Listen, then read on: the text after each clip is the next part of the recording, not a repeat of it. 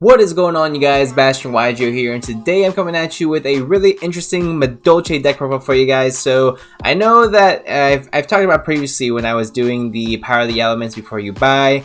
Vernosyphilis cards are absolutely garbage. However, they are useful in some instances. For example, when it comes to searching Earth monsters. And what are Earth monsters? Of course, are going to be all of the, all of the Madolche cards. So that's actually really cool synergy with that deck overall. So I honestly really like the way that it pretty much fixes the immediate consistency issues that the deck might have had before. Yes, you can still play Power Prosperity, which we do play in this deck, things like that, but just having the Vernosylph cards, let me stop calling them Vernosyphilis, the Vernosylph cards are actually really good at being able to go ahead and either giving you extra draws or searching, and like I said before, that specific Earth monster you might need.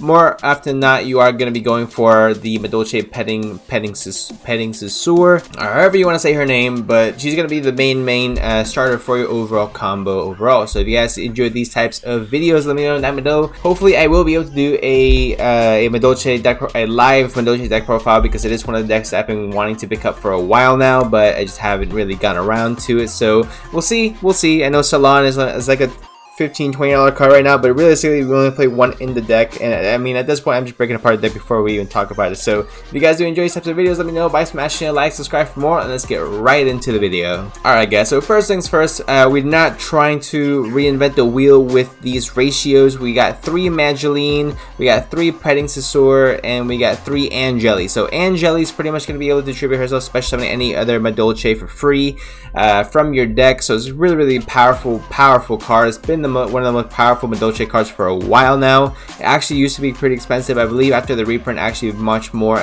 easily accessible.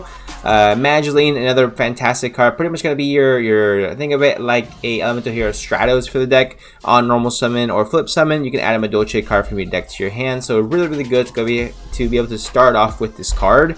Unless you get ashed, but you know, it's if you get ashed, you get ashed.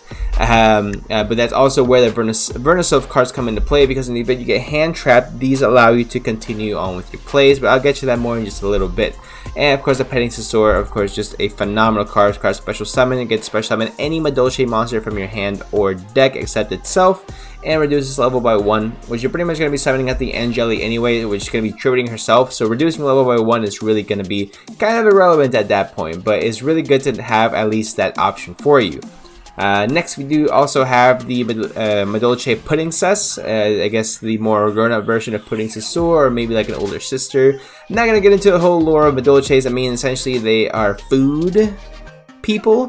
Think of it like a Candyland, so that's also really good to have. At least you don't need to have just multiples of her. I mean, she's pretty much going to be one of your main combo pieces, but just having her at 1, just knowing her that she's in the deck, you're pretty much going to be good to go from there. So she really only comes up when you guys are making like Chocolate a la mode. Any other time, she's really kind of in the background, but still a very important focal piece for the full combo when you are able to go ahead and get it all off. Next, play 2 copies of Manjulene to go ahead and be able to search your Madolche spells traps from your deck to your hand. Easy access to Chateau, Salon, Ticket, what's the other one called? Promenade. Well, so whatever piece that you are missing, you can easily search out with Manjulene, which is really good as well. Next, for Hoot Cake, which is kind of similar in a way.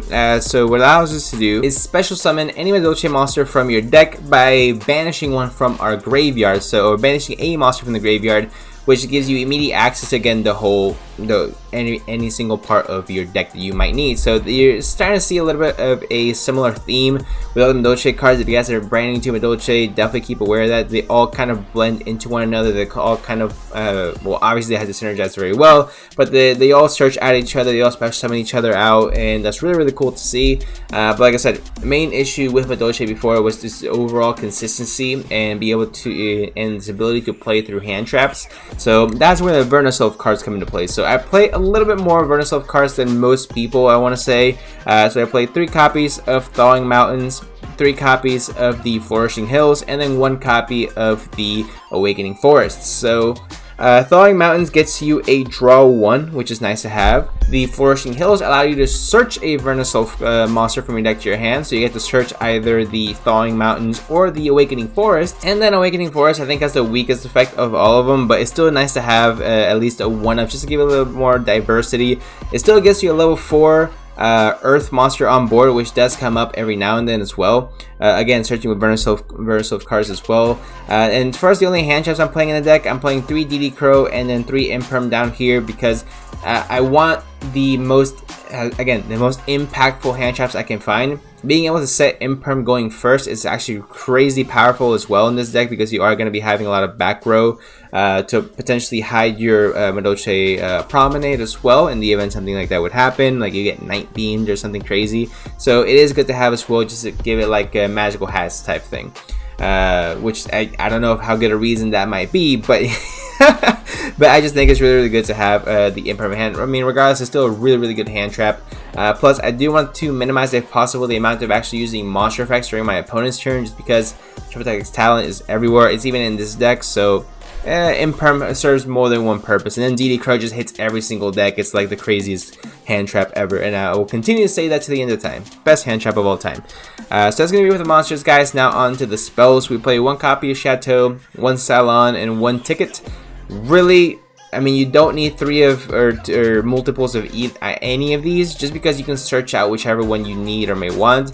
And Madolche is not a overbearing type of deck where you need these specific pieces in order to go off. These are mainly more you search them as you go, and it helps overall grinding game. And yes, Madolche can OTK if it needs to, but these are not essential in order for you to be able to go ahead and go about your plays. So we have 1 copy of Instant Fusion, limited of course, to get our Millenniumizer Strict, just to give us a little more security blanket going first.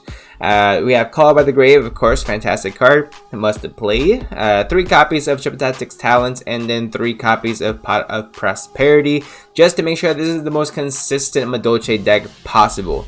Nothing should be able to stop you guys from being able to going full combo, unless of course your opponent has like 4 or 5 interruptions, in which case maybe you might have a little bit of trouble there. But overall, I think this deck is fantastic, and this deck has a lot of consistency again in the main deck. For the last 2 traps in the deck, again, I already spoke about Imperm. We have 2 copies of the Promenade. This is going to be it for the 40 card main deck, guys. Really good. Again, consistency is really what Madolche was lacking, and I think with the Pot Prosperity and the Vernasolf cards, you just have everything you could possibly need without having to overcompensate by adding cards that are completely unnecessary. So overall, I love this build, and that's going to be it for the main deck, guys. We do still need to get into the extracts, so let's go ahead and get right into that as well. So for the extra deck, guys, we played 2 copies of Chocolate Alamo. You're not really going to be going to 3 of her, so you don't have to worry about it. 3 copies of Tiramisu. I was playing her at 2, but it did come up every now and then when I might want a 3rd one, so I want to go ahead and put her in as well. And then 3 copies, of course, of the Glass Souffle, which pretty much the one they're going to be summoning out constantly just to keep shuffling cards from graveyards back into the deck, whether it's your own or your opponent's. Regardless, it is really effective to go ahead and have. Also, that cat right there, let me see, that cat right here is really cute. Just go ahead and side note that. Other cards we play, of course, besides the Madolche XEs, we play 1 number 41 Baguski. So Baguska is a phenomenal card just because in the event that you do get stopped, you are playing a whole bunch of level 4 monsters that can easily special summon more than 1.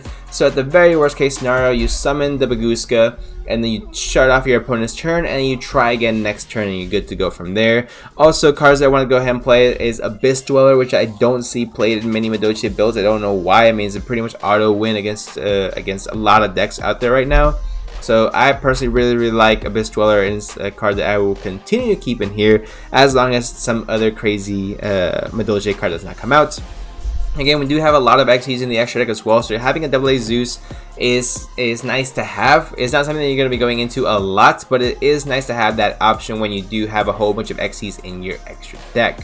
For your Link monsters, you play 2 copies of Madolche Fresh Sistart. Sistart is a card that you definitely need 3 of. Most people play at 1, but I want to find that sweet spot again. It's good to be prepared and not need it than to need it and not be prepared. So I think 2 is good enough for that as far as that goes, guys. Madolche Sistart is a good card. that gives you a lot of protection, but it's not a card that is necessary 100% essential for you to be able to go about your plays. In the last two cards of the extra deck, guys, we play one copy of Link Karibo, which you're going to be making by way of your Millenniumizer Strict. That way you're always going to have that, and it's some type of protection. The Millenniumizer Strict does not go completely to waste because you do get a Link Karibo out of it, which is kind of nice, you know, gives you a little bit of battle protection here and there. So that's going to be it for the Madolche deck profile for you guys. Let me know what you guys think in the comment section down below. Leave a like if you guys did enjoy. Now, potentially I might be updating this here in the near future when we get the ban list. Again, I'm recording this on past Saturday, so in the event that came out, my bad. And I can definitely go ahead and do updates, but although I really don't think anything on here is really going to be affected by the ban list. I mean, the Burn Yourself cards are trash, except in this deck. Instant Fusion's not getting hit. Call by the Grave actually might be getting hit, but we just swap it out, worst case scenario, for like an Upstart Goblin or a second Salon or a second Chateau.